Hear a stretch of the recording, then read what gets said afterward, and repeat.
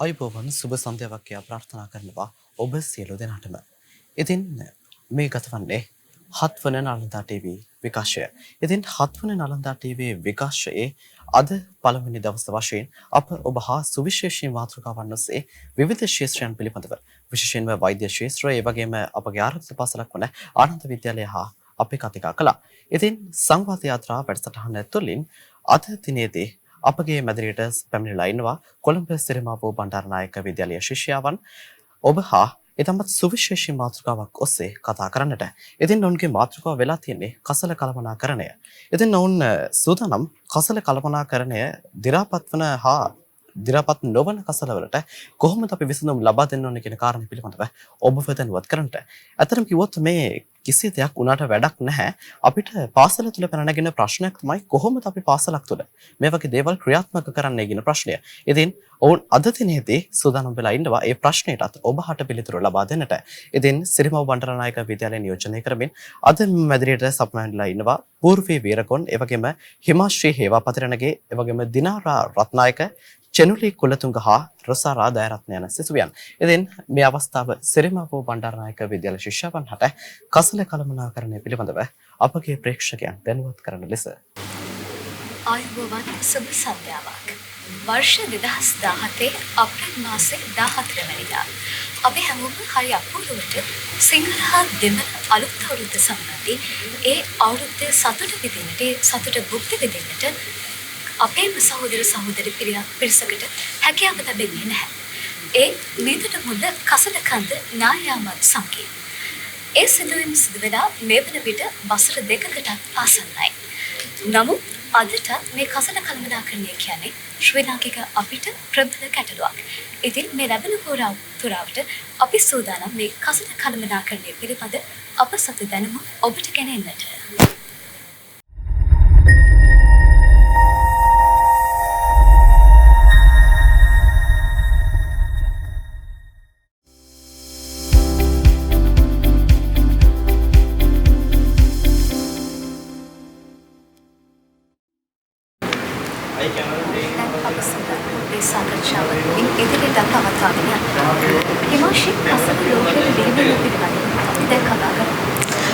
පූර්වී කොහොමද කසල අපි අතරට ආවේ? කසල කියන්නේ ඇත්තටම මොනවද? ඉතින් අපි කසල ගැන කතා කරද්දී දි รา පත් වන කසල සහ දි รา පත් නොවන කසල කියලා මාතෘකා දෙකක් යටතේ අපිට කතා කරන්න පුළුවන්. දි รา පත් වන කසල අතීතයේ ඉඳන්ම පැවතුනත් අතීතයේ ඉඳන්ම පරිසරයට එකතු වුණත් ඒවා අපිට ගැටලුවක් වුණේ නැහැ. නමුත් වර්තමානය වන විට නාගරීකරණයත් සමගම දි รา පත් වන කසලත් අපිට ගැටලුවක් වෙලා. ඊට හේතුව උනේ දි รา පත් වන කසල නිසි ලෙස බැහැර කිරීමට අවශ්‍ය ඉඩකඩ නොමැතිවීම. ඒ වගේම ලෝකයේ කාර්මීකරණයට ලක්වීමත් සමගම කාර්මික උපකරණ බිහි වුණා. ඉතින් ඒ නිසා තමයි කාර්මීකරණයේදී අපිට නිසි ලෙස එම ද්‍රව්‍ය බැහැර කිරීමට ඉඩ ප්‍රස්තාව නොලැබුණේ. ඒ වගේම තමයි ඉතින් මේ විදිහට තමයි ලෝකයට කසල බිහි වුණේ. Waste and rubbish was never a problem till the 1940s, when landfilling became common in the United States of America. Each of the landfills had problems regarding leachate and methane, but those were largely resolved until the 1970s. Afterwards, degradable and undegradable waste were mixed together in landfills, resulting in vast production of methane, which in turn creates wildfires. Degradable waste can be broken down easily. They can be made productive and causes minimum problems. But when combined with non-degradable waste, it becomes unproductive. The wastage so created was not recycled, nor any equipment or machinery was made to recycle it. It was after the 2000s that the waste management concept was properly introduced. Although waste management as a society was founded by Wayne Hussein, Dean Bontrock and Lawrence Beck in 1968.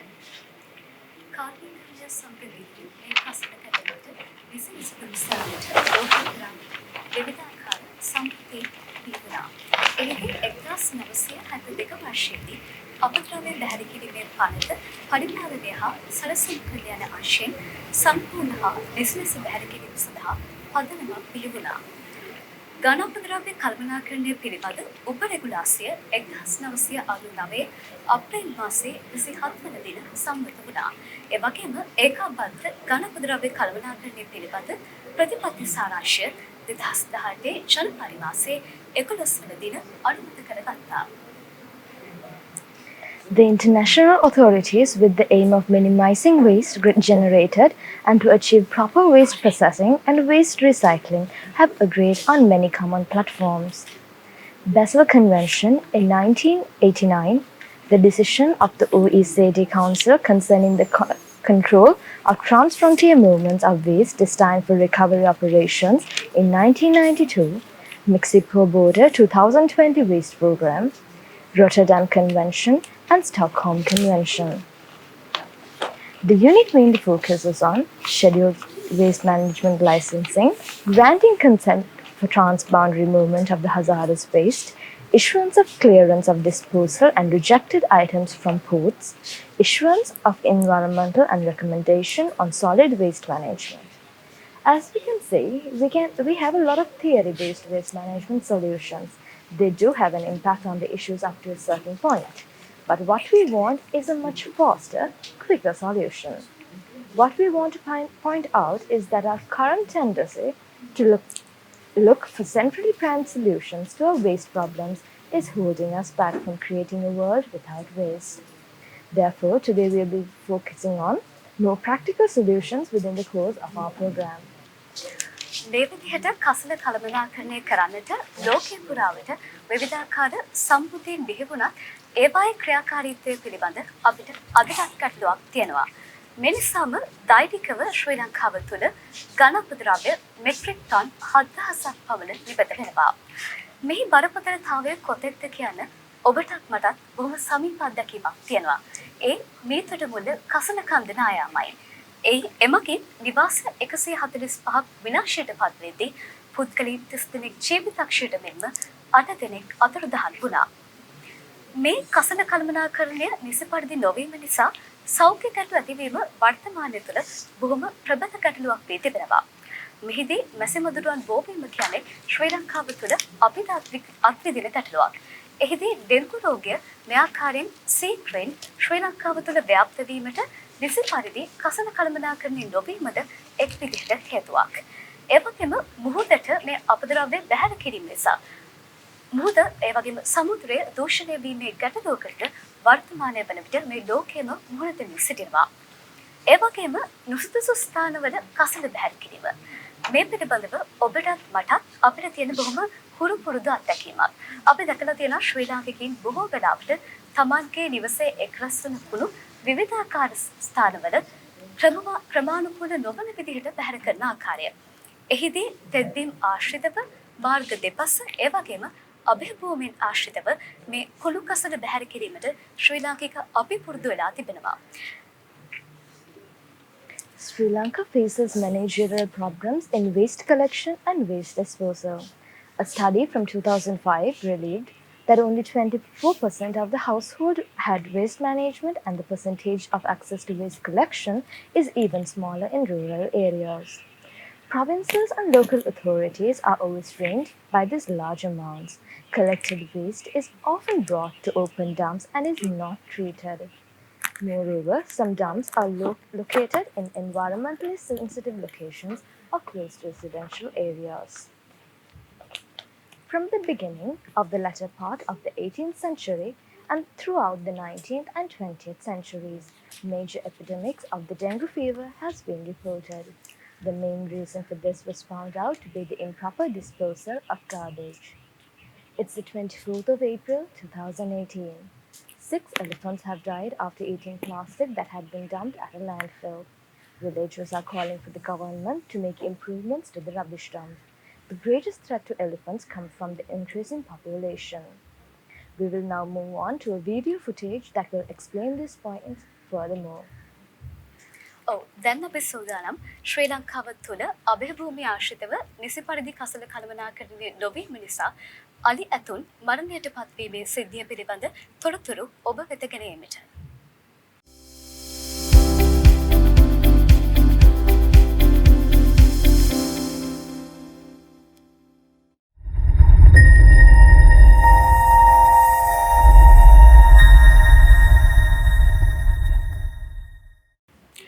අපේ ආකාරයෙන් නැරඹුවේ ශ්‍රී ලංකාව තුළ අලි ඇතුන් කසල ආහාරයට ගන්නා video පටයක්. ඔපූර්වේ. ඉතින් අපි සූදානම් ඔබ වෙත ගෙන එන්න කසල වෙන් කිරීම පිළිබඳව. අප අතරින් ගොඩනැගෙන අප අතරින් උපදින කැලිකසල කොහොමද අපි නිසි ලෙස වර්ගීකරණය කරන්නේ? ඉතින් කැලිකසල බැහැර කිරීමේ පළමු පියවර තමයි කැලිකසල වර්ගීකරණය කිරීම. ඔබ දන්නවා මේ වන විටත් කැලිකසල වර්ගීකරණය කිරීම සඳහා අපිට අවශ්‍ය විවිධ වර්ණයන්ගෙන් යුත් කැලිකසල බඳුන් අප අතරට පැමිණ තියෙන ආකාරය. ඉතින් වර්තමානයේ නිවෙස්වල ඉඩ පහසුකම් ඉතාමත් අඩු වුණත් අපේ වගකීමක් අපේ යුතුයකමක් එම කැලිකසල ක්‍රමවත් විදිහට බැහැර කරන එක. කැලිකසල බඳුන් ගැන අපි කතා කරොත් කොළ වර්ණයෙන් දි รา පත් වන අපද්‍රව්‍යත්, තැඹිලි වර්ණයෙන් දි รา පත් නොවන අපද්‍රව්‍යත්, නිල් වර්ණයෙන් කඩදාසි, රතු වර්ණයෙන් වීදුරු ආකාරයට වෙන් කර අපේ කැලිකසල ඉවත් කිරීමට, බැහැර කිරීමට පුරුදු පුහුණු විය යුතුයි. පූර්වී. මේ ආකාරයෙන් වර්ණ ගන්වා ඇති කසල බඳුන් ඔබත් ඔබේ නිවසේ වගේම පාසලේදී භාවිතයට ගන්න. ඔබ ඒ ඉටු කරන්නේ ශ්‍රී ලංකාව සුන්දර රටක් කිරීමේ ඔබගේ වගකීම බව ඔබ සෑම විටම ඔබේ මතකයේ තබා ගන්න. Garbage is recycled and separated into bins of different colors. The bins are in different colors so that users may be identified between the types of different materials to be placed in them. Orange, non-degradable waste. Lime green, degradable waste. Blue, paper. Red, glass. Not only in households but even in schools, we should manage our waste. Colored bins can be implemented in a school system by school children and can be placed in public places. Currently, this color-coded recycling method can be seen implemented in Sri Lanka.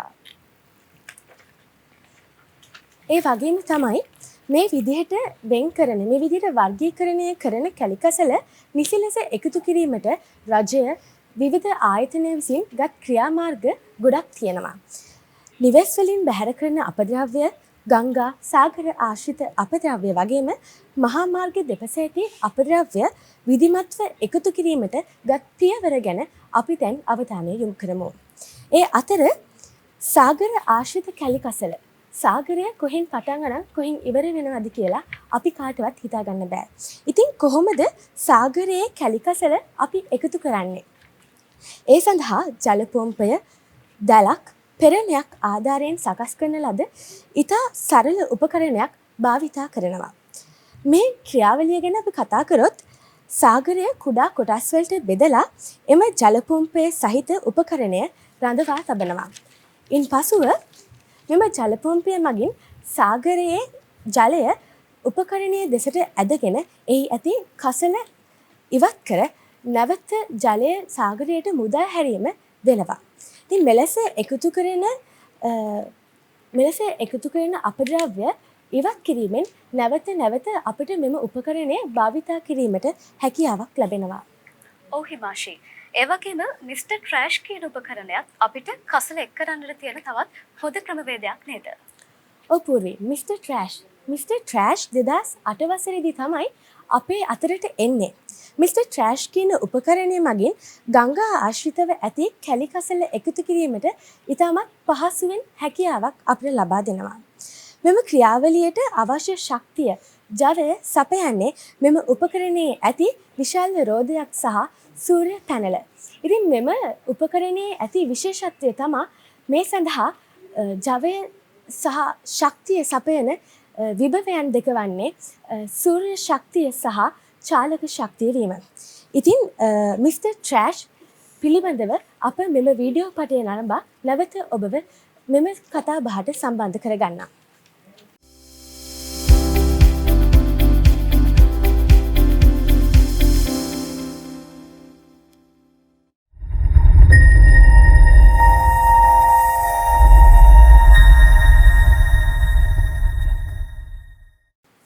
And now we witnessed Mr. Trash and his wonders. Mr. Trash Wheel, officially called the Inner Harbour Water Wheel, is a trash interceptor, a vessel that removes trash from the Jones Falls River as it empties into the inner harbour in Baltimore, Maryland. It is powered by the water wheels and solar cells and places trash from the harbour onto an onboard conveyor belt which routes into dumpsters on the vessel. Mr. Trashwheel was invented by John Kellett in 2008, who launched a pilot vessel at that time. A larger vessel was later developed. It replaced the pilot vessel and was launched in May 2014. The Mr. Trash vessel is part of the waterfront partnership of the City of Baltimore's Healthy Harbour Plan. ඔව් අපි ඒ විදිහට කතා කළේ කසල එක් කිරීමට අපිට යොදා ගන්න පුළුවන් ක්‍රමවේදයන් පිළිබඳවයි. මේනකට අප සූදානම් දි รา පත් වන කසල ගැටලුවට විසඳුම් ඔබත් සමග සාකච්ඡා කිරීමට. නාගරිකයන් සමග මේ දි รา පත් වන කසලත් අපිට එක්තරා ආකාරයක ගැටලුවක් වුණා. මේ ගැටලුවට තියෙන ඉතාමත් හොඳ විසඳුමක් තමයි කොම්පෝස්ට් පොහොර නිපදවීම. වර්තමානයේ තුළ මේ කොම්පෝස්ට් පොහොර නිපදවීම මහා පරිමාණව වෙන්ම කුඩා පරිමාණවද සිදු කිරීමට හැකියාවක් තිබෙනවා. විශේෂයෙන්ම මහා පරිමාණව කොම්පෝස්ට් පොහොර නිපදවීමේදී ගොඩ ක්‍රමය, වල ක්‍රමය, ඒ වගේම බැරල් ක්‍රමය කියන ක්‍රමවලින් මේ සිදු කිරීමට හැකියාවක් තිබෙනවා. ඒ වගේම මහා පරිමාණව කොම්පෝස්ට් පොහොර නිපදවීමේදී අමුද්‍රව්‍ය පහසුවෙන් සපයාගත හැකි ස්ථානයක්, ඒ වගේම ජලයෙන් යට නොවන ස්ථානයක්, පහසුවෙන් ජලය සපයාගත හැකි ස්ථානයක් වගේම ප්‍රවාහන පහසුකම් සඳහා ඔබට පහසු ස්ථානයක් තෝරා ගැනීම ඉතාමත් වැදගත් වෙනවා. ඒ වගේම වර්තමානයේ තුල ශ්‍රී ලංකාවේ මේ සම්බන්ධව ඉතාමත් සුවිශේෂී වැදගත් ප්‍රවණතාවයක් දක්නට ලැබෙනවා. එහිදී වර්තමානයේ තුල අපි දකිනවා ගම්බද ප්‍රදේශවල මේ කොම්පෝස්ට් පොහොර නිපදවීම ස්වයං ප්‍රක්‍රියාවක් වශයෙන්ද පවත්වාගෙන යනවා. ඔපූර්වි මහා පරිමාණයේ වශයෙන්ම කොම්පෝස්ට් නිපදනවා වගේම අපිට පුළුවන් අපේ නිවසේදීම කොම්පෝස්ට් නිපදව ගන්න. කොම්පෝස්ට් නිපදවීම කිව්වහම ගොඩක් අය හිතන්නේ කොම්පෝස්ට් නිපදවීමට විශාල ඉඩ ප්‍රමාණයක් තිබිය යුතුයි කියලා. නමුත් ඇත්තටම ඊට අවශ්‍ය වෙන්නේ පුංචි ටින් එකක් විතරයි. කොම්පෝස්ට් නිපදවීමට අවශ්‍ය වෙන ටින් එකේ ඒ කියන්නේ ටින් එකේ පියන සිදුරු කර එය ආවරණය වන පරිදි කළු පාට රෙදි කඩකින් එය වැසිය යුතුයි. මුළුතැන්ගෙන් අප ඉවතලන ද්‍රව්‍ය එනම් තේ කුඩු, බිත්තර කටු, පළතුරු වැනි ද්‍රව්‍යද, වියලි කොළ, කඩතාසි, කාඩ්බෝඩ් වැනි ද්‍රව්‍යද කොම්පෝස්ට් නිෂ්පාදනයට අපිට යොදා ගන්න පුළුවන්. මේ ද්‍රව්‍ය කුඩා කැබලි වලට වෙන් කර තට්ටු වශයෙන් ටින් එකට පිරවීමෙන් අපට කොම්පෝස්ට් නිපදවා ගැනීමට හැකියාවක් ලැබෙනවා. පූර්වි? ඔව් දැන් අපි සූදානම් ඔබට නිවස තුළම කුඩා පරිමාණව මේ කොම්පෝස්ට් පොහොර නිපදවීමේ ක්‍රියාවලිය පිළිබඳව video පටයක් ගෙනෙන්නට.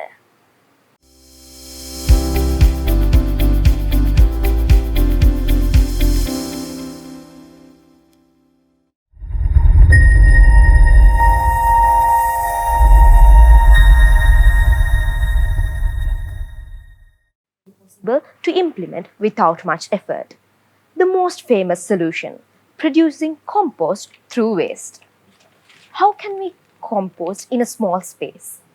Get an empty coffee can and make holes on the lid to allow oxygen inside. Oxygen is a vital factor used in producing compost. One reason that people hesitate to compost is that it doesn't smell so good. To block the smell, simply cut out a piece of activate carbon, filter and paste it on the backside of the lid using super glue or bonder. Composting begins by mixing green matter such as veggie scraps, eggshells, plant clippings, sow with brown matter, for example, tissue paper, empty pizza box or any cardboard, paper cups, etc. Break them down as much as possible and mix it in layers inside the coffee can with a handful of dirt or from the bottom of your garden. Keep the lid shut and shake the can once a day. Do not decompose dairy products and meat or you'll attract hungry neighbors like rats, ants in the middle of the night. Compost should be ready in 20 days to 3 months. You can also freeze leftovers until you are ready to compost. Give it a go. It's not impossible. ඔව් රොසාලා. ඒ වගේම මේ නිවස තුළදී compost පොහොර නිබදවා ගැනීමෙන් අපිට ගුණත්වයෙන් ඉහළ පොහොර ඉතාමත් පහසු මිලකදී ලබා ගැනීමේ හැකියාව තිබෙනවා. දැන් අපි සූදානම් ලෑන්ඩ් ෆිලින් ක්‍රමවේදය පිළිබඳව තොරතුරු ඔබ වෙත ගැනීමට. First, garbage is collected from households and industries and dumped in the landfill. A landfill is a large area of land where waste matter are dumped in piles. Before entering the landfill, the truck is being weighed to keep track of the amount of garbage being brought in. The trucks are then cleaned out using water and weighed again to estimate the actual weight of the garbage dumped in. This, by any means, is not practical. In 2017, the Meat Totamulla landfill corrupted, resulting in huge landslides which caused many potential deaths and destruction. When clumped in landfills, the waste at the bottom of the piles does not find enough oxygen to decompose, which indirectly cause the landslides to occur. As a solution for this huge issue, biogas production is identified as the best solution. Biogas is produced through processing of various types of organic waste. It is a renewable and environmentally friendly fuel made from 100% local feedstock that is suitable for diversity of uses including road vehicle fuel and industrial fuel. The circular economy impact of biogas production is further enhanced by the organic nutrients recovered in the production process. Biogas can be produced from vast variety of raw materials. The biggest role in the biogas production process is played by microbees feeding on the biomass. Digestion carried out by these microorganisms creates methane, which can be used as it is locally or upgraded to biogas equivalent to natural gas quality, enabling the transport of the biogas over a long distance. Material containing organic nutrients also produced in the process, and this can be utilized for purpose such as agriculture. It is now time for us to learn more about landfilling through short video clip. ඔව් දැන් අප සූදානම් land filling ක්‍රමවේදය පිළිබඳ video පටයක් ඔබට ගෙනෙන්නට.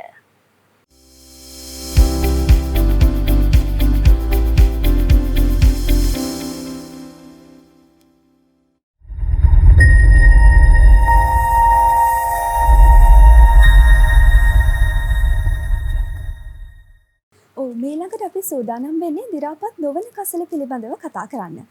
දි รา පත් නොවන කසල විදිහට ප්ලාස්ටික්, පොලිතින්, වීදුරු, කාඩ්බෝඩ්, රබර් විශේෂයෙන්ම ඉලෙක්ට්‍රොනික අපද්‍රව්‍ය හඳුන්වන්න පුළුවන්.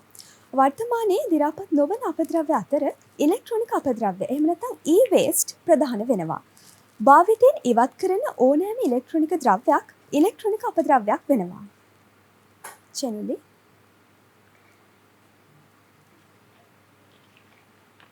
Yes, Dinara. And now we will talk about e-waste. The electronic waste or waste electrical and electronic equipment describes as discarded, obsolete or broken electrical or electronic devices. People in developing countries usually go for low-priced electric and electronic equipment due to the unavailability of financial resources. Most of demands in these equipment markets are being quenched by the importation of used equipment from developed countries.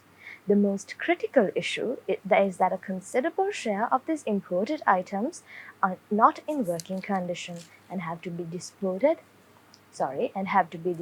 at the imported destinations. Due to lack of proper waste management practices in these developing countries, hazard dumping of this e-waste has become a common practice leading to adverse impacts on human health and the environment. ඔව් දැන් අපි සූදානම් දි รา පත් නොවන කසල ගැටලුවට තියෙන විසඳුම් ඔබත් සමග සාකච්ඡා කිරීමට. එහිදී 3R සිස්ටම් සහ ප්ලාස්ටික් මහාමාර්ග තැනීම ප්‍රධාන ස්ථානයක රැඳෙනවා. දැන් අප සූදානම් ප්‍රථමයෙන්ම ප්ලාස්ටික් මහාමාර්ග ප්ලාස්ටික් රෝඩ්ස් ඉදිකිරීම පිළිබඳ තොරතුරු ඔබට ගෙනෙන්නට. එහිදී 100% ප්‍රතිචක්‍රීකරණය කළ හැකි මාර්ග පද්ධතියක් ලෙස මේ ප්ලාස්ටික් මහාමාර්ග හැදින්වීමට පුළුවන්. මේ සම්බන්ධ අත්හදා බැලීම් වෝල්කර් වෙසල්ස් කියන ලන්දේසි සමාගම විසින් සිද්ධ කරනවා. ඒ වගේම විශේෂයෙන්ම පැවසිය යුතුයි ඉන්දියාව තුළ කිලෝමීටර් 50ක් දුරට මේ ප්ලාස්ටික් මහාමාර්ග භාවිතයේ පවතිනවා. The future of town planning is meant to be more ecological. We will soon drive on synthetical roads made with our own recycled plastic. This project is called Plastic Road and is implemented under the guidance of the Dutch company Walker Vessels. Plastic Road expects us to give a second life to plastic waste that contaminates our oceans and our wildlife. And the road ends are made out of asphalt, which is a byproduct of petroleum. Non-biodegradable plastic waste is melted and then mixed to create road plates. They will then be transported to the construction site and assembled like building blocks. Synthetical roads are stronger. They can resist up to very high temperatures and do not fall into disrepair easily. These plastic roads have already been experimented by constructing a 50-kilometer long plastic road in the Indian city of Jamshedpur. Moving on to a video clip regarding the creation of plastic roads. දැන් අපි සූදානම් plastic මහාමාර්ග ඉදිකරන ආකාරය පිළිබඳ වෝල්කර් වෙසල්ස් ආයතනය විසින් නිෂ්පාදනය කළ video පටයක් ඔබට ගෙනෙන්නට.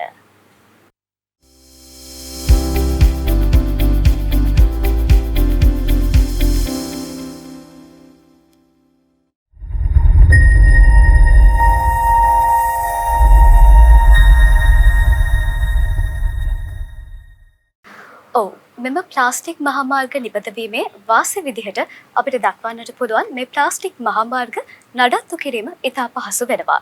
සාමාන්‍යයෙන් මහාමාර්ග සාධන ඇස්ෆෝල්ට් ප්‍රවාහනයට වඩා ඒ කියන්නේ අපි ශ්‍රී ලංකාව තුළ දකින තාර පාරවල් සාධනයට භාවිතා කරන ඇස්ෆෝල්ට් ප්‍රවාහනයට වඩා ප්ලාස්ටික් තාඩු ප්‍රවාහනය කරන එක ඉතාමත් පහසුයි.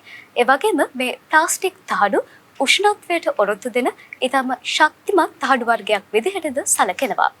ඒ වගේම මේ ප්ලාස්ටික් මහාමාර්ග තුළ වතුර බැස යාමට ඒ වගේම විදුලිය සැපයීමට විශේෂිත වූ නල පද්ධතියක් දක්නට ලැබීමද මේ ප්ලාස්ටික් මහාමාර්ගයන්ගේ තියෙන වාසියක්. ඔපූර්වී දි รา පත් නොවන අපද්‍රව්‍ය නිසි ලෙස බැහැර කිරීමට ගත් තවත් එක් ක්‍රමයක් තමයි 3R ක්‍රමවේදය කියන්නේ. 3R system. Reduce, reuse, recycle කියන පියවර තුනෙන් මෙම ක්‍රමවේදය අපිට දියත් කරන්න පුළුවන්. ඉතින් ප්‍රථමයෙන්ම අප වීඩියෝ පටයක් නරඹා ඒ ගැන වැඩිදුර විස්තර ඔබ වෙත ගෙන එන්නම්.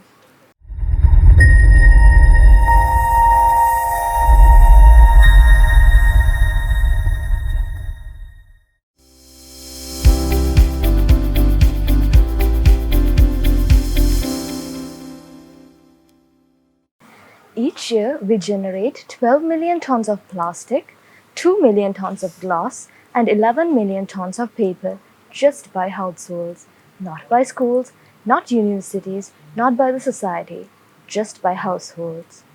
This polythene and plastic is dumped in landfills, which was common in the United States of America in the 1940s, as I mentioned before. We can start by recycling plastic and polythene by separating them and reproducing. There are small sub-societies in the world like Banyan, where the company gives a price for a certain amount of garbage. For example, 50 kilograms of plastic is sold for 100 rupees. Then this garbage is taken into recovery facilities where it is separated into piles considering their form. These groups are melted and then synthesized to produce brand new products like clear plastic, colored plastic, and eco-friendly paper. They are sold to recycled product manufacturers who in turn makes them into useful products. They are then branded as 100% recycled items and are sold in supermarkets. මේ ළඟට අප සූදානම් වර්තමානය තුළ එතරම්ම ප්‍රබල ගැටලුවක් නොවුණත් අනාගතය තුළ මේ ඉලෙක්ට්‍රොනික අපද්‍රව්‍ය කළමනාකරණය කියන්නේ මුළු මහත් ලෝකයටම ඉතාමත් ප්‍රධාන ගැටලුවක්. ඉතින් අප මේ ළඟට සූදානම් මේ e-waste එහෙමත් නැත්නම් ඉලෙක්ට්‍රොනික අපද්‍රව්‍ය කළමනාකරණයට ඇති ක්‍රමවේදයන් පිළිබඳව අප සතු දැනුම ඔබ වෙත ගෙනෙන්නට දිනාරා.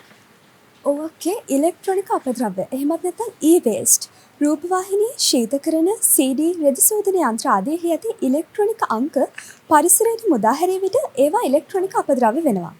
ඒ වගේම මේ ඉලෙක්ට්‍රොනික අපද්‍රව්‍ය මගින් තඹ, යකඩ, කැඩ්මියම්, රසදිය ආදී ද්‍රව්‍ය පරිසරයට මුදා හැරෙනවා.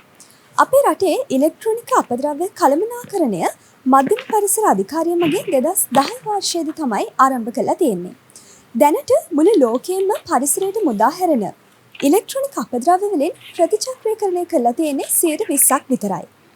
ජාත්‍යන්තර ඉලෙක්ට්‍රොනික අපද්‍රව්‍ය කළමනාකරණ දිනය ඔක්තෝබර් මාසයේ 13 වෙනි දිනට තමයි යෙදලා තියෙන්නේ. මෙවරත් The World Conference on Waste Management 2019 ශ්‍රී ලංකාවේ මාර්තු මාසයේ 7 සහ 8 වෙනි දින කොළඹදී පැවැත්වීමට නියමිතව තිබෙනවා.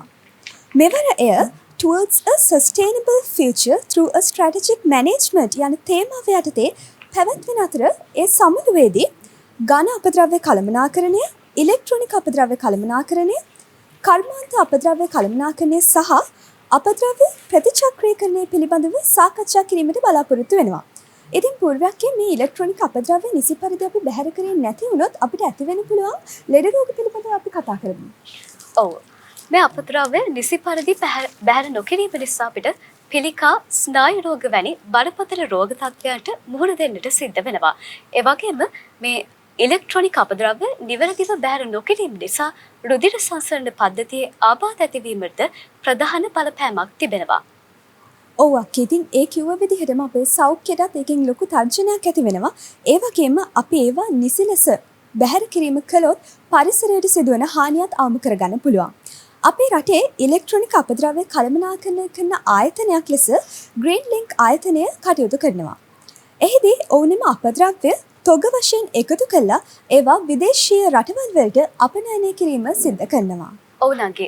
එතනදී බොහොම වැදගත් කාරණයක් තමයි අපනයනය කියන එක. ශ්‍රී ලංකාවේ අපි බැහැර කරන මේ අපද්‍රව්‍ය නිසි පරිදි කළමනාකරණයෙන් ඒවා අපනයනය කිරීමෙන් ශ්‍රී ලංකාවේ දළදේශීය නිෂ්පාදනයට තවත් අගයක් එකතු කරන්නට ඒ වටිනාකම වැඩි කිරීමට ශ්‍රී ලාංකිකයින් විසින් අපිට හැකියාවක් තිබෙනවා. එහිදී ග්‍රීන් ලින් ආයතනය ශ්‍රී ලංකාව තුළ මේ ඉලෙක්ට්‍රොනික අපද්‍රව්‍ය අපනයනය කිරීමේ ප්‍රමුඛත්වය ගැන කටයුතු කරනවා. Central Environmental Authority, in collaboration with other stakeholder companies, has been initiated a program to collect and all discarded electronic items in introducing e-waste collection points island-wide as below.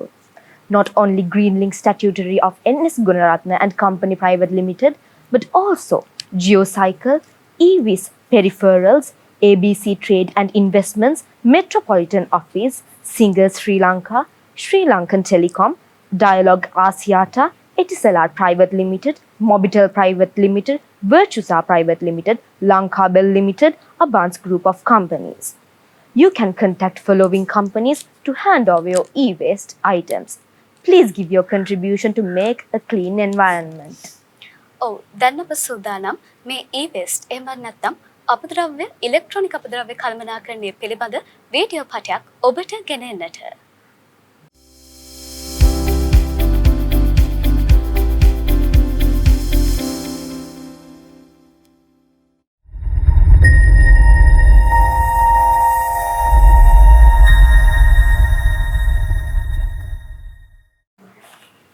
ඒ ආකාරයෙන් ඔබ නැරපුවේ e-waste කළමනාකරණය පිළිබඳව තොරතුරු ඇතුළත් වීඩියෝ පටයක්.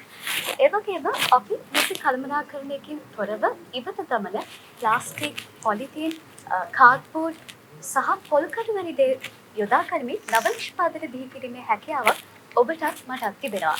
මේනකට අපේ සෝදානම ඒ විදිහට නිෂ්පාදනය කරන නව නිෂ්පාදන පිළිබඳ තොරතුරු ඔබ වෙත ගෙනෙන්නට.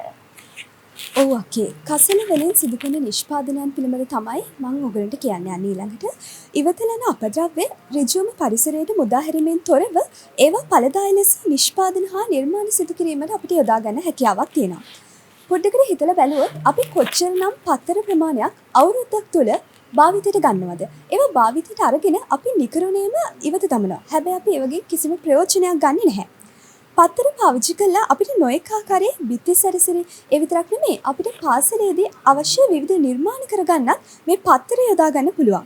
ඒ වගේම අප නිවසේදී ඉවත දමන පොල්කඩ යොදාගෙන අපූර්ව ආකාරයේ නිර්මාණය කරන්නත් පුළුවන්. අපි ඒව පොඩ්ඩකට හිතලා බැලුවොත් අපිට හිතා ගන්නවත් බැරි විදිහේ අපූර්ව නිර්මාණ මවන්න පුළුවන්.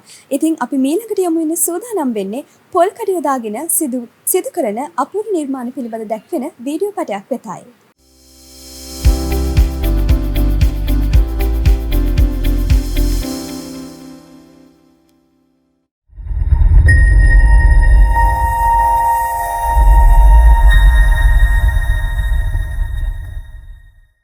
Without directly disposing the waste to the environment, we can efficiently use them in waste processing and recycling.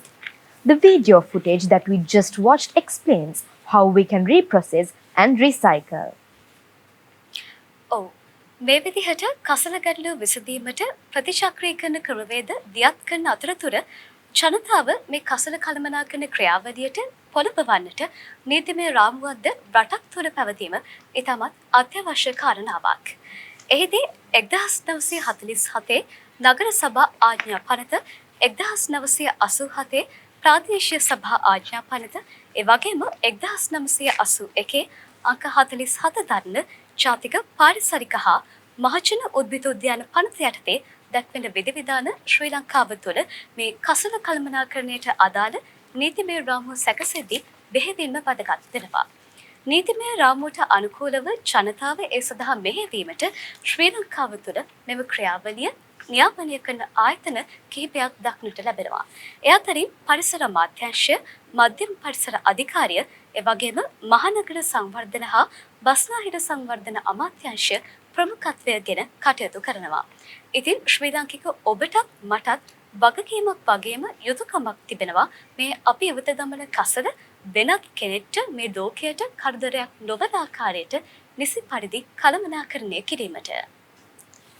රටේ අනාගතය අපි සුන්දර ශ්‍රී ලංකාවක අනාගතය උදෙසා එම සුන්දරත්වය වියකී යාමට නොදී ආරක්ෂා කර ගැනීම සිසු සිසුවියන් වශයෙන් අපේ යුතුයකමක් වගකීමක්. නංගි Sri Lankan Waste Management Unit with the Sri Lankan government has published many acts and regulations on waste management. Order published under the Gazette Notification number 1466/5 dated 10th October 2006 based on prohibition of polythene or any polythene product of 20 micron or below in thickness. Regulations published under the Gazette Notification number 1534/18 dated 1st February 2008 relating to licensing for discharge, emission or disposal of waste or scheduled waste management. Moving on, order published under the Gazette Notification number 1627/19 dated 10th November 2009 on municipal solid waste. And last but not least, one of the most important of all, Regulations on Plastic and Polythene Waste Management 2017. Order to prohibit the manufacture of food wrappers. Order to prohibit the manufacture of any bag of high density. Order to prohibit burning of refuse and other combustible matter inclusive of plastic. Order to prohibit use of polythene products as decorations. And order to prohibit the manufacture of food containers, plates, cups, spoons from expanded polystyrene. So many rules, so many regulations. But why hasn't the crisis still being addressed? ඔව් ඒ වගේම මේ කසල කළමනාකරන ක්‍රියාවලියට අපි හුරු පුරුදු වෙන්න ඕනේ පාසලෙන්. පාසල තමයි මේ ක්‍රියාවලියට කුඩා ළමුන්ව පෙරබවීමට තිබෙන ප්‍රධානතම සාධකය. රටේ අනාගතය අපි. ඒ රටේ අනාගතය සුන්දරත්වය රැකගන්නට අපි කටයුතු කළ යුතුයි.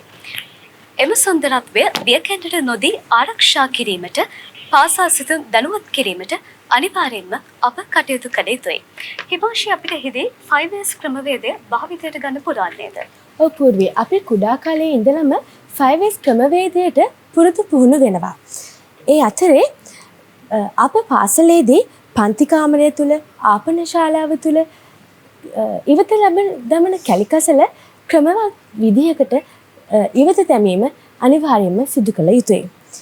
කැලිකසල ඉවතේ දැමීමේදී ආපන ශාලාව තුළ ආහාරයට ගෙන ඉතිරි වන ද්‍රව්‍ය, ප්ලාස්ටික් බෝතල්, ප්ලාස්ටික් පිඟන්, බීම බට වැනි ද්‍රව්‍ය වෙන වෙනම වර්ගීකරණය කරලා කැලිකසල බඳුන් වලට දැමීම අප සිදු කළ යුතුයි.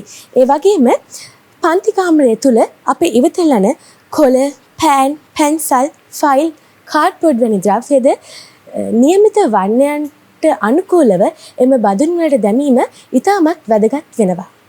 ඔව් හිමාංශි, ඒ වගේම අපි දැකලා තියෙනවා අපේ විෂය නිර්දේශයන් තුළ අපි ඉගෙනගෙන තිබෙනවා මේ කසල කළමනාකරණය පිළිබඳව විශේෂයෙන්ම 3R සිස්ටම් එක පිළිබඳව අපිව පාසල තුළ දැනුවත් කරනවා. මෙවැනි ක්‍රියාවලින් හරහා කසල කළමනාකරණයට පාසල් සිසුන් මෙහෙයවීමට රජයට වගේම පාසලටද වගකීමක් තිබෙනවා. No matter how much solutions are being introduced, if we don't have proper awareness or if we don't change our behavior accordingly, we would not succeed in this mission of waste management. With the aim of creating better generations who contributes towards waste management, Sirimavo Bandaranayaka Vidyalaya has taken many steps to implement proper waste management system following the 3R concept of reduce, reuse and recycle. Clean the school garden in front of the shrine room by the grade 6, 7 and 8 students every morning and proper disposal of this waste to make compost. Through making them practice as a habit, the aim is to make the students implement these practices even at home. In order to reduce the amount of polythene used inside school, our school canteen only issues food for those who bring their lunch boxes to collect them. And also class-wise, teachers encourage students to bring their lunch in lunch boxes. ඔව්. අපි මෙතෙක් වෙලාවට කසල කළමනාකරණය පිළිබඳ අපි සතු දැනුම ඔබ වෙත ගෙනෙන්නට කටයුතු කළා. ඉතින් අපි බලාපොරොත්තු වෙනවා මේ කාලය පුරාවට අපි දි รา පත් වන කසල ගැටලුවට ඒ වගේම දි รา පත් නොවන කසල ගැටලුවට ඔබ වෙත ගෙන විසඳුම් ඔබ නිවැරදිව ක්‍රියාත්මක කරાવી කියලා. ඒ වගේම අද දිනේදී මෙම වැඩසටහන සඳහා කොළඹ සිරිමෝවෝ බණ්ඩාරනායක විද්‍යාලයේ සිසු සරමාධ්‍යයකගේ අපිට ආරාධනා කළ කොළඹ නාලන්දා විද්‍යාලීය මාධ්‍ය ඒකකයට අපි බෙහෙවින්ම ස්තුති වෙනවා. And so we have come to an end of the hourly program. In the hopes that every one of you watching us today got something out of what we had to say, it's time for us to say goodbye. We would like to thank the media unit of Nalanda College for giving us the opportunity to be here today. Remember, waste is only waste if we waste it. Reduce, reuse and recycle. The possibilities are endless. We are the Sirimavo media unit of Sirimavo Bandaranayaka Vidyalaya. Thank you for joining us. Have a nice day. ඔබ සැමට සුබ දවසක්. ආයුබෝවන්.